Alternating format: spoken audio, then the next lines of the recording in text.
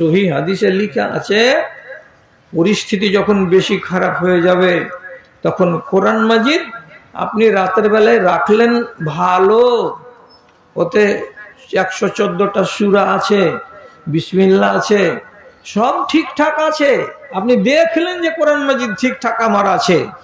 তারপর সকালবেলায় টেবিলে হঠাৎ করে যখন কোরআন মাজিদটাকে খুলবেন, দেখা যাবে সারাটা কোরআন মাজিদের প্রথম পাতা থেকে শুরু করে শেষ পাতা পর্যন্ত যতটি কোরআনে পাতা আছে, কোনো একটা পাতাতে বিসমিল্লাহ কথাটা নাই, কোনো একটা পাতাতে কোরআনের আয়াত নাই, কোনো একটা পাতাতে একটা জের, একটা জাবার, একটা নোক্তা, একটা পেশ বলে কোনো কিছু নাই, সাদা পাতা পড়ে আছে। আর রাসূলুল্লাহ বলছেন, দুনিয়াতে যেগুলো মানুষের অন্তরে কোরআন মাজিদ ছিল, কাউরি কোরআনে ছিল 10 পারা, কাউরি কোরআনে 5 পারা, কাউরি হৃদয়ে ছিল 4 রুকু 5 রুকু, কাউরি ছিল আম্মা পারা। হৃদয়টা একেবারে খালি হয়ে যাবে।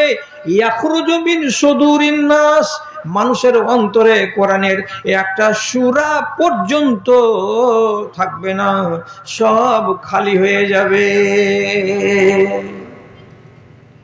বাকি থাকলো কি? আল্লাহ। আল্লাহ তাআলা তখনও ফেরেশতাকে বলবেন, দুনিয়া এখনো ভাঙবো না রে। কেন?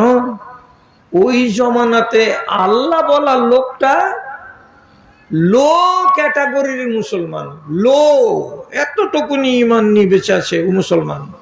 যেদিন আল্লাহ হারিয়ে যাবে সেদিন দুনিয়াতে ফুল হয়ে যাবে মানুষ, কিসে? তো কাফেরে। তখন কিয়ামত কায়েম হবে।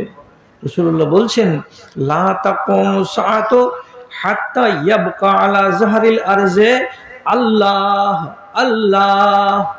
যতক্ষণ পর্যন্ত দুনিয়ার মানুষেরা আল্লাহ কথাটা বলবে, অতদিন পর্যন্ত দুনিয়াকে বরবাদ করা হবে না। যেদিন আল্লাহটা হারিয়ে যাবে সেদিন জানা যাবে দুনিয়াতে আর মুসলমান নাই।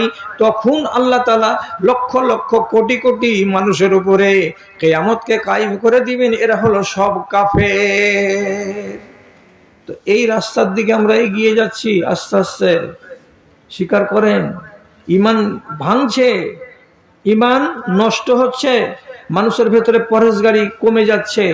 আর যদি না বিশ্বাস লাগে তা আপনাকে যদি একটা ছোট্ট সওয়াল করি, ছোট্ট সওয়াল, তো জবাব আপনি দিতে পারবেন, মুশকিল নয়। কি সওয়াল করছি আপনাকে? 30 বছর আগে আমাদের দেশে যতগুলো ঈমানদার লোক ছিল, নমাজি লোক ছিল, তার তুলনায় আজকের দিনে বলুন তো ঈমানের সংখ্যা এবং নমাজি লোকের সংখ্যা বেড়েছে না কমেছে? 30 বছর আগে আমাদের দেশে যতটি মাদ্রাসা ছিল, মসজিদ ছিল, যতটি ইয়াতিমখানা ছিল, হিফজুল কোরআন ছিল, তার তুলনায় আজকের দিনে মাদ্রাসা, মসজিদ এগুলো বেড়েছে না কমেছে? তারপরে বলি, 30 বছর আগে আমাদের দেশে যতটি রেল লাইন ছিল, যতটি ট্রেন ছিল, যতটি বাস ছিল, তার তুলনায় আজকের দিনে ট্রেন বেড়েছে কি বাড়েনি? রেল লাইন বেড়েছে কি বাড়েনি? বাস বেড়েছে না বাড়েনি? ট্রাক বেড়েছে না বাড়েনি? একটা কথা। তাহলে সব কথা একটা একটা করে আপনাকে জিজ্ঞেস করলাম, করার পরে বলছি, 30 বছর আগে ভারতবর্ষের মাটিতে যতগুলো মুসলমান ছিল, যতটি সংখ্যাতে জনগণ ছিল, তার তুলনায় আজকের দিনে জনসংখ্যা বেড়েছে না বাড়ে নাই? সবটি সওয়ালের জবাব আপনি দিবেন। জনসংখ্যা 30 বছর আগে 110 কোটি ছিল, এখন 135 কোটি হয়েছে, মানে বেড়ে গেছে। 30 বছর আগে যতটি মাদ্রাসা ছিল, আজকের জামানায় মাদ্রাসা বেড়ে গেছে। 30 বছর আগে যতটি রেল ছিল, ট্রেন ছিল, তার তুলনায় আজকের জামানায় রেল, ট্রেন, বাস বেড়ে গেছে। এটাও বাড়লো, এটাও বাড়লো, এটাও বাড়লো, এটাও বাড়লো। এবার যদি জিজ্ঞেস করি, বাবজি বলেন তো, 30 বছর আগে আমাদের দেশে যতটি নমাজি ছিল, আজকে সেই দিনের তুলনায় আমাদের দেশে নমাজির সংখ্যা বেড়েছে না কমেছে? কি জবাব আসবে? বেড়েছে, ঘটে গেছে, কমে গেছে?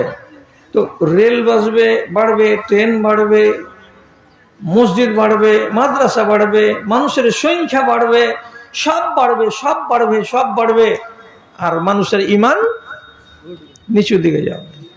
আজব কি কথা রে ভাই। তাহলে কি বোঝা যাচ্ছে? যতটি দিন যাচ্ছে আমাদের ঈমান নিচু দিকে যাচ্ছে। আর এটাকে অস্বীকার করিয়েন না। কেন অস্বীকার করিয়েন না? রাসূলুল্লাহ বলছেন, ইন্নাল ঈমানা লা ইয়ারজু ইলাল মাদিনাতে কামা তারজুল হাইয়াতু ইলা জোহরিহা। ভারতবর্ষের লোক ঈমানদার ছিল না, পাকিস্তানের লোক ঈমানদার ছিল না, বাংলাদেশে ঈমান ছিল না, এদিকে আরো পূর্ব দিকে ইন্দোনেশিয়া, মালয়েশিয়া এবং অস্ট্রেলিয়াতে ঈমান ছিল না। ঈমান বের হলো কোনখান থেকে? তো মদিনার মসজিদ থেকে বের হলো ঈমান।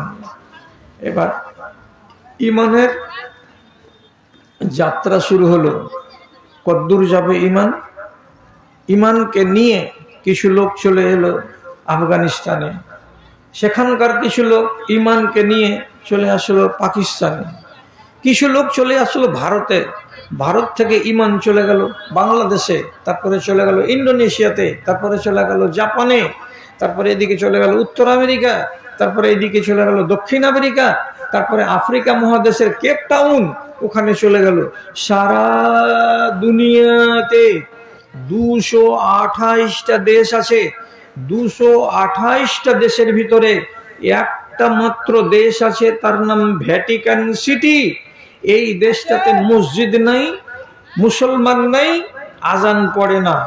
বাকি 227টা দেশে মসজিদ আছে, মুসলমান আছে, আজান পড়ে, নামাজ হয়। তাহলে ঈমান কত দূরে দূরে গেছে বুঝতে পারলেন?